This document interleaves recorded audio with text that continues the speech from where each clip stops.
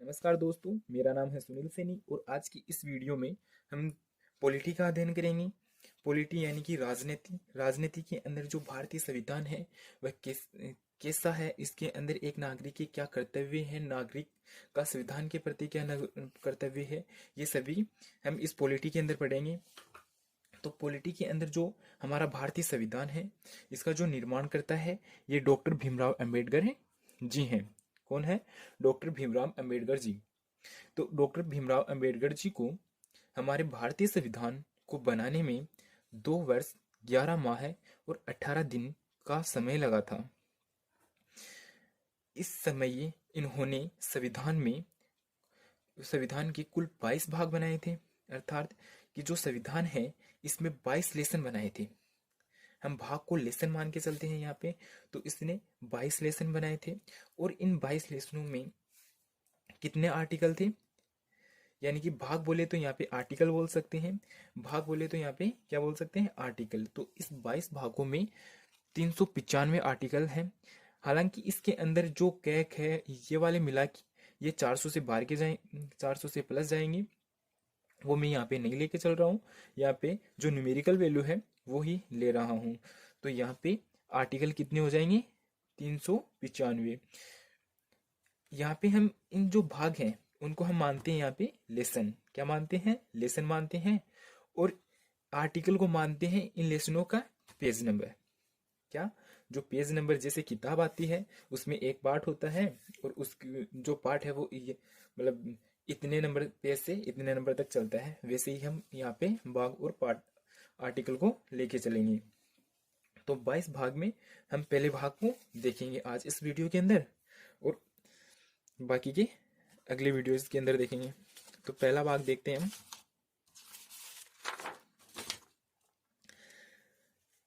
संविधान का जो पहला भाग था वह क्या है? The union and it's territory, यानी कि संघ एवं उसका राज्य क्षेत्र। संघ एवं उसका राज्य क्षेत्र है। ये कितने आर्टिकल के अंदर लिखा जाता है? ये आर्टिकल 1 से 4 के अंदर है।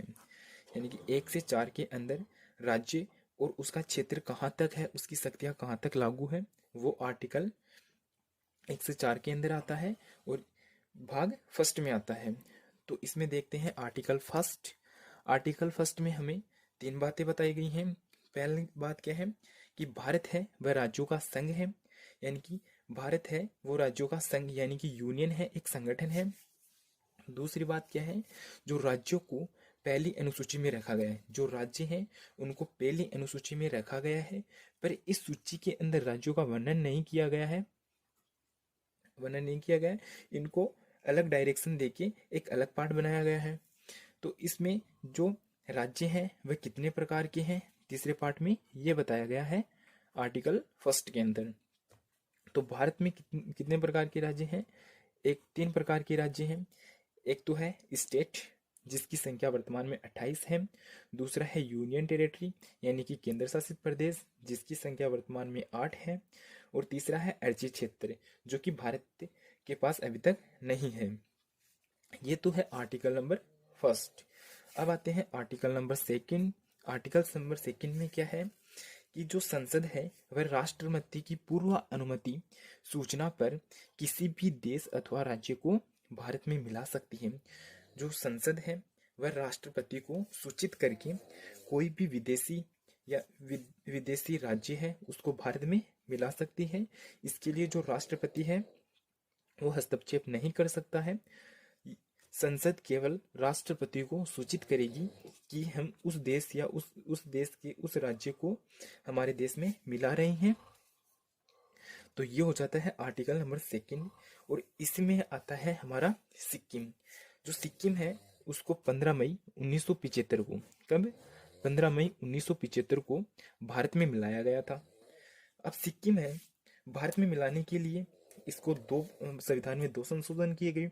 वो संशोधन कौन कौन से हैं? एक तो 35वां संविधान संशोधन जिसके तहत जो सिक्किम है उसको भारत का सह राज्य बनाया गया। सह राज्य यानी कि जो सह राज्य का मतलब है यहाँ पे जो सिक्किम है वो देखेगा कि मैं भारत में रहूं या नहीं रहूं, अर्थात कह सकते हैं कि वो डेमो लेगा यहाँ पे। तो वहाँ डेमो लेने के बाद सिक्किम को जच गया कि मैं यहाँ पे भारत में रह सकता हूँ। तो इसके लिए संविधान में दूसरा संशोधन किया गया। 36वां संशोधन 1975 के तहत किया गया। और इसमें सिक्किम को क्या किया गया, भारत का 22वां राज्य घोषित कर दिया गया। सिक्किम को भारत का 22वां राज्य बना दिया गया। यह है आर्टिकल नंबर 2। अब देखते हैं आर्टिकल नंबर 3। आर्टिकल नंबर 3 में क्या है कि जो संसद है पर राष्ट्रपति की पूर्व अनुमति से भारत के किसी भी राज्य का नाम, उसकी सीमा, उसका क्षेत्र में परिवर्तन कर सकती है। और इसके लिए राष्ट्रपति बाध्य रहेगा, राष्ट्रपति बीच में नहीं आएगा। राष्ट्रपति को सूचित ही कर दिया जाता है कि भाई हम इस राज्य को नाम बदल रहे हैं, इसकी सीमा घटा रहे हैं या बढ़ा रहे हैं, उसको सिर्फ सूचित किया जाता है। तो इसी आर्टिकल के तहत कुछ राज्यों का गठन किया गया था। तो वो कौन कौन से हैं, तो इसमें जो एमपी राज्य हैं, आर्टिकल नंबर 3 के तहत एमपी जो राज्य है उससे छत्तीसगढ़ को तोड़कर अलग कर दिया गया था। कब किया गया था? 1 नवंबर 2000 ईस्वी को। कब किया गया था? 1 नवंबर 2000 ईस्वी को। यूपी से उत्तराखंड अलग किया गया था। यूपी से उत्तराखंड कब अलग किया गया था? 9 नवंबर 2009 को। कब किया गया था? 9 नवंबर 2009 को। इसी प्रकार जो बिहार से झारखंड कब अलग किया गया था? बिहार से झारखंड अलग किया गया था 15 नवंबर 2000 ईस्वी को। कब? 15 नवंबर 2000 ईस्वी को। तो यहाँ तक तो होते हैं हमारे आर्टिकल नंबर 3 खत्म। अब देखते हैं हम आर्टिकल नंबर 4। जो आर्टिकल नंबर 4 है इसमें क्या बताया गया है कि जो आर्टिकल नंबर 2 और 3 है उनको आर्टिकल नंबर 386 से बाहर रखा गया है। यहाँ पर बाहर रखा गया है। तो जब कोई आर्टिकल 368, सॉरी 86 नहीं है, वो 68 है ना। तो आर्टिकल जो 368 है, यदि उसके अंदर कोई आर्टिकल रखा है, यानी कि आर्टिकल 368 के अंदर कोई आर्टिकल रखा है, तो उसका यूज करने के लिए, उससे संबंधित कोई विधेयक पारित करने के लिए हमें राष्ट्रपति के हस्ताक्षर लेने की आवश्यकता होती है। इसलिए आर्टिकल जो 2 और 3 है इनको आर्टिकल नंबर 368 से अलग रखा गया है। तो संसद इनका प्रयोग करने के लिए राष्ट्रपति को पूर्व अनुमति लेती है, अर्थात उसको राष्ट्रपति को सूचित ही करती है, उससे कोई अनुमति नहीं लेती है, उसका कोई हस्ताक्षर नहीं लेती है। ये सिर्फ उनको सूचित कर देती है कि उस राज्य को हम मिला रहे हैं, उस राज्य का हम नाम बदल रहे हैं। तो आर्टिकल ये 368 क्या होता है, इससे बाहर वाले आर्टिकल का उपयोग कैसे करते हैं वो यहाँ पे पता चल गया है।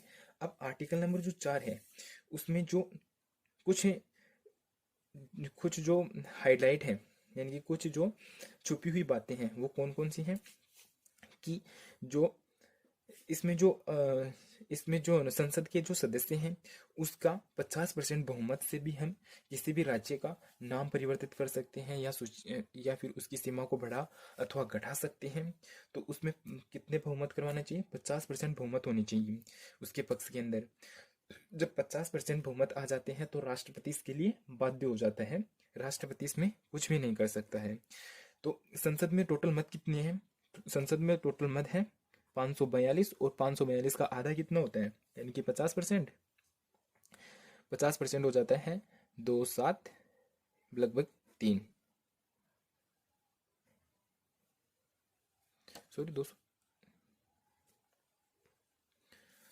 जो संसद है इसमें टोटल बहुमत है 545, और 545 का आधा कितना होता है? 272.5। तो एक आदमी को आधा तो नहीं कर सकते, इसलिए 273, और ये आधा आदमी ही उसके बहुमत को अलग करवा देता है कि कोई काम होगा या नहीं। तो यानी कि 50% बहुमत से किसी भी राज्य का नाम अथवा परिवर्तित कर सकती है। और इसके लिए अनुसूची 1 और 4 भी प्रभावित होंगी। यदि कोई संसद किसी राष्ट्र में उसकी सीमा नाम परिवर्तित कर रही है तो उसके लिए जो अनुसूचियां हैं वो भी परिवर्तित होंगी। जो अनुसूची 1 से 4 है भारत में अनुसूची, भारतीय जो संविधान है उसमें अनुसूचियां होती हैं, तो 1 से 4 वाली अनुसूची भी प्रभावित होगी। आगे देखते हैं हम जो आर्टिकल, ये तो है संसद का फर्स्ट भाग। अब उससे इंपॉर्टेंट कुछ बातें हैं यहाँ पे आर्टिकल से संबंधित, तो उसमें देखते हैं कि जब हमारा भारत, जो अखंड भारत था, वो एक बहुत ही बड़ा साम्राज्य था, सबसे बड़ा साम्राज्य था। तो इसमें क्या अंग्रेजों ने क्या किया, पहले अंग्रेजों ने जो अफगानिस्तान है, जो पथरीला एरिया है अफगानिस्तान, उसको अलग कर दिया, आज़ादी से पहले अलग कर दिया। अलग क्या किया, जो अखंड भारत का जो पहला टुकड़ा किया था वो अफगानिस्तान था। अफगानिस्तान को किससे अलग किया गया था, डूरन लाइन के द्वारा अफगानिस्तान को भारत से अलग कर दिया गया था। और यह कब किया गया था, यह किया गया था 1893 के अंदर। 1893 के अंदर अंग्रेजों ने डूरन लाइन खींच के अखंड भारत अखंड भारत से अफगानिस्तान को अलग कर दिया था। इसके बाद 1935 के अंदर अखंड भारत का दूसरा टुकड़ा किया गया, और इस दूसरे टुकड़े के अंदर वर्मा को अलग कर दिया गया, वर्मा को अलग कर दिया, जो कि पूरी एरिया है भारत का।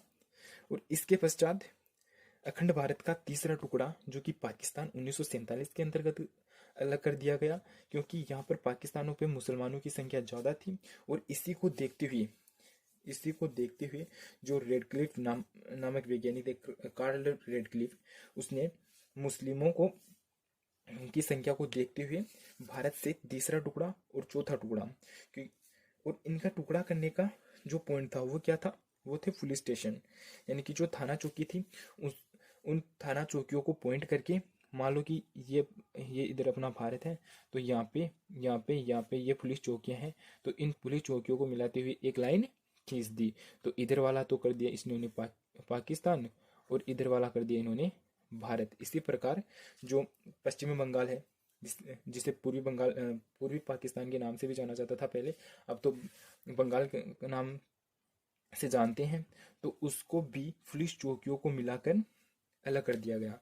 इस प्रकार भारत के चार चार टुकड़े कर दिए गए। तो भारत और पाकिस्तान के मध्य जो लाइन है वो कौन सी है, वो तो है रेड क्लिफ। और भारत और बंगाल के मध्य जो लाइन है उसका नाम है जीरो लाइन। क्या नाम है, जीरो लाइन। और भारत और पाकिस्तान के मध्य जो लाइन है उसका नाम क्या है, उसका नाम है रेड क्लिफ।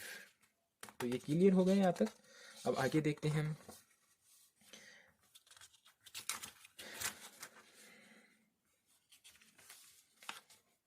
जो हमारा इंडिया है, इंडिया था, उसमें जब अंग्रेजों का शासन था तो हमारे देश में 552 रियासतें थी। कितनी रियासत थी, 552 देशी रियासतें थी। जब आज़ादी का समय आया तो इन रियासतों का एकीकरण किया गया। इन रियासतों के एकीकरण में जो महत्वपूर्ण भूमिका निभाने वाले तीन लोग थे, एक तो था सरदार वल्लभ भाई पटेल, जो कि फर्स्ट नंबर पर था। दूसरा था वीपी मेनन। जो ये वीपी मेनन है, ये अपने समय का आईएएस अधिकारी था, एक सर्वश्रेष्ठ पदधारक था। तीसरा था माउंट बेटेन। ये तीनों लोगों ने मिलकर 552 देशी रियासतों का एकीकरण किया गया। इन 552 में 3 रियासतें जो कि मतलब अकड़ गई कि बोलती हैं हम तो एकीकरण नहीं करेंगे, तो ऐसी वो 3 रियासतें थी। तो 549 रियासतों का तो इन्होंने आसानी से एकीकरण कर दिया था। अब बच गई 3 रियासतें। 3 रियासतों में थी पहली जूनागढ़। जो जूनागढ़ थी उसको क्या किया गया था, उसको जो सरदार वल्लभ भाई पटेल हैं, इन्होंने हैदराबाद को ऑपरेशन पोलो के द्वारा भारत में इन्हें इस जो ऑपरेशन पोलो है इसके द्वारा इन रियासतों का एकीकरण किया गया। कौन सी रियासत का, हैदराबाद का एकीकरण ऑपरेशन पोलो के द्वारा किया गया। ऑपरेशन पोलो के अंदर क्या किया गया था, जो सेना है, सेना को पुलिस के कपड़े पहनाकर और हैदराबाद पर हमला करवा दिया, जिससे हैदराबाद का जो राजा था वो डरकर एकीकरण के लिए मान गया था। फिर दूसरी रियासत है जूनागढ़। जूनागढ़ का जो राजा था वो था मुस्लिम, और जिस वहाँ की जनता थी वो थी हिंदू। तो यहाँ पर सरदार भाई पटेल ने जनमत संग्रह करवाया, और जनमत संग्रह के तहत अधिकतर लोगों का कहना था कि हम भारत में रहेंगे, तो इसका एकीकरण जनमत संग्रह के द्वारा करा दिया गया। फिर हो गई तीसरी, आ गई थी जम्मू कश्मीर। जो कि विवादित क्षेत्र है सबसे ज़्यादा, इसे एसोसिएशन विलय पत्र के द्वारा मिला लिया गया था। विलय इस समय जब भारत आज़ाद हुआ उस समय इस यहाँ का जो जम्मू कश्मीर है वहाँ का राजा कौन था? हरि सिंह था। हरि सिंह बोलता है कि मैं तो अपना राज्य मतलब जो जम्मू कश्मीर है उसे अलग देश बनाऊंगा। अब ये छोटा एरिया और देश कैसे बन सकता है? क्योंकि वैसे ही अंग्रेजों का अधिकार ज़्यादा था, तो और अंग्रेजों ने फिर यह अधिकार दे दिया था कि कोई भी राज्य अपना देश बना सकता है।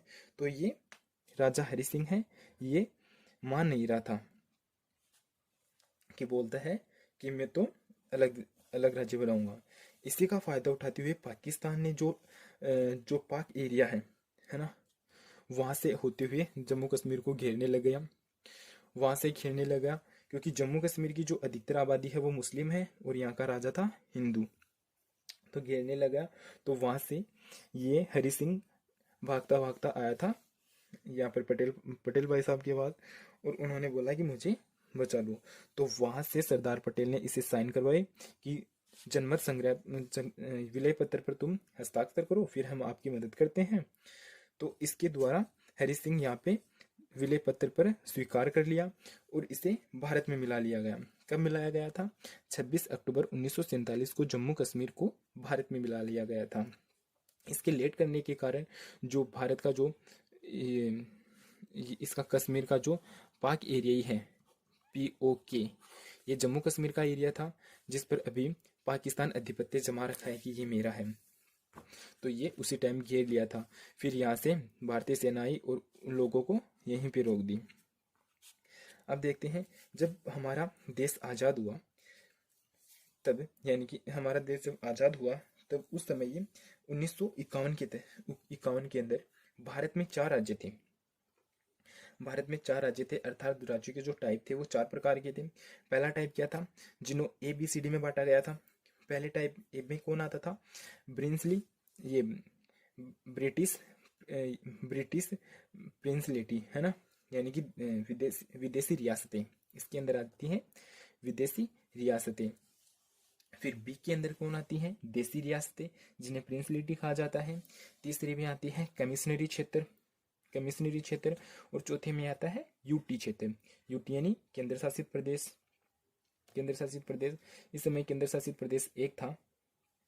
ये कमिश्नरी स्टेट, ये ऐसा राज्य होता है, ये ऐसा क्षेत्र होता था जहाँ के बड़े बड़े क्षेत्र होते हैं, मतलब जिस राज्य के बड़े क्षेत्र होते हैं उस पर अंग्रेजों का अधिकार था, उसे बोला जाता है कमिश्नरी स्टेट। और देसी रियासतें जिनके राजा अंग्रेजों के चमचे थे वो थी देसी रियासतें, उनकी संख्या 9 थी। और ये विदेशी रियासतें यानी कि उस पूरे क्षेत्र के अंदर अंग्रेजों का अधिकार था, वो आ गई थी विदेशी रियासतों के अंतर्गत। ये हो गए थे 4 राज्य, है ना। अब राज्यों का गठन किया गया था। अब कुछ समितियों का गठन किया गया था। उसमें आती है पहले ऐस्केदर समिति, जो कि भाषा के आधार पर राज्यों का विरोध किया गया था। जब हमारे देश में राज्यों का निर्माण हो रहा था तब ये सोच रहा था कि हम राज्यों का निर्माण कैसे करें। तो कुछ समितियां थी जिन्होंने भाषा के आधार पर राज्यों का जो निर्माण के लिए प्रस्ताव दिए। लेकिन जो ऐस्केदर समिति 1948 है उसने भाषा के आधार पर राज्यों को अस्वीकार कर दिया। इसके बाद आई थी JVP समिति ने भी भाषा के आधार पर राज्यों को अस्वीकार कर दिया, यानी कि भाषा के आधार पर राज्य नहीं बनने चाहिए, इसके लिए ऐस्केदर समिति और JVP समिति है, इन दोनों ने ही बना कर दिया। हालांकि इनका गठन 1948 में हो गया, लेकिन इन्होंने रिपोर्ट दी थी वो 1949 के अंदर दी थी। अब इसी को लेकर एक व्यक्ति था जिसका नाम था पिटाऊ श्री रामलू। क्या नाम था? पिटाऊ श्री रामलू। ये बंदा एकदम तरह का ढीठ था। इसने क्या किया? इसने ये भूख हड़ताल पर बैठ गया कि बोलता है कि मुझे तो भाषा के आधार पर राज्य चाहिए। तो इसकी बातों को कोई सुना नहीं और ये भूख हड़ताल पर बैठते बैठते इसने 56 दिन हो गई। 56 दिन होने के बाद में इसकी मृत्यु हो गई दिसंबर 1952 के अंदर। अब उसकी मृत्यु होने के बाद देश के अंदर अराजकता फैल गई, उदंड सा छा गया। तो उसके लिए इस समय प्रधानमंत्री थे, उस पर संकट आ गया कि भाई ये क्या हो गया, हमने तो इस पे ध्यान नहीं दिया। तो इसके आधार पर फिर जो गोखले थे उन्होंने बचते बचाते बचने की कोशिश की, लेकिन उसको लगा कि अब तो नहीं बचेंगे, तो इन्होंने 1 अक्टूबर 1953 को आंध्र प्रदेश भाषा के आधार पर पहले राज्य को गठन कर दिया गया। कब किया गया था? 1 अक्टूबर 1953 को आंध्र प्रदेश भाषा के आधार पर पहला राज्य बना दिया गया।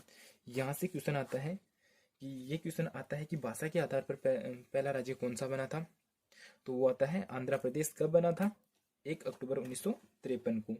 एक क्वेश्चन ये पूछा जाता है कि भाषा के आधार पर कौन सी समितियां हैं जो कि भाषा के आधार पर राज्यों का विरोध करती थी? वो थी एस्किदर समिति और जेवीपीपी समिति। ये दो क्वेश्चन यहाँ से इंपोर्टेंट बनते हैं। अब आगे देखते हैं। अब जैसे ही जो 1 अक्टूबर 1953 को आंध्र प्रदेश का गठन किया गया, भाषा के आधार पर राज्य बना दिया गया, तो और जो क्षेत्र हैं उनमें भी अराजकता फैल गई। वो भी बोलने लगे कि भाई हमें भी भाषा के आधार पर राज्यों का गठन चाहिए। तो इससे परेशान होकर एक नई समिति का गठन किया गया, जिसे फजल अली समिति कहा गया। जो ये फजल समिति है, फजल समिति आयोग या समिति, इसमें 3 सदस्य थे। कितने सदस्य थे? इसमें 3 थे। एक फजल था, 2 इसके सहायक सदस्य थे। इसका गठन किया गया था 1953 के अंदर, और इस फजल समिति ने अपनी रिपोर्ट दी थी 1956 के अंतर्गत। 1956 में इसने रिपोर्ट दे दी, और इन्होंने भाषा के आधार पर राज्यों का गठन स्वीकार कर लिया। यानी कि इन्होंने कह दिया कि भाषा के आधार पर हम राज्यों का गठन कर देंगे। लेकिन इन्होंने एक शर्त रखी। वो शर्त क्या थी? वो शर्त थी कि एक राज्य एक भाषा नहीं होगा। अर्थात यानी कि कोई राज्य है, उसके अंदर कि उस राज्य की भाषा उस व्यक्ति को नहीं आती है, तो उस व्यक्ति को उस राज्य से नहीं निकाला जाएगा। उसे भी वही सम्मान मिलेगा जो कि उस राज्य में बोले जाने वाली भाषा बोल रहे व्यक्ति को जो अधिकार है मिलता है। अर्थात कह सकते हैं कि एक राज्य एक भाषा ही नहीं होगा। इसके आधार पर इन्होंने राज्यों का गठन कर दिया। पर इसकी बात मानेगा कौन? इसकी बात कोई नहीं मान रहा था। तो इसके लिए बात मनवाने के लिए इसने संविधान में संशोधन किया गया। तो फजल समिति आयोग के द्वारा भाषा के आधार पर राज्यों का गठन करने के लिए संविधान में 7वां संशोधन किया गया। कौन सा संशोधन किया गया? 7वां संविधान संशोधन किया गया था 1956 के अंतर्गत। कब किया गया था? 1956 के अंतर्गत किया गया था। और इस संशोधन के बाद भाषा के आधार पर 14 राज्यों का गठन कर दिया गया और 6 केंद्र शासित प्रदेशों का गठन कर दिया गया था। अब ये तो गठन हो गई।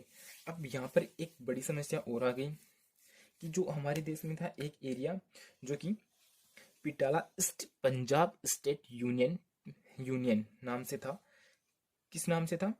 पिटाला and east Punjab state union, जिसे पेप्सुआ के नाम से भी जाना जाता था।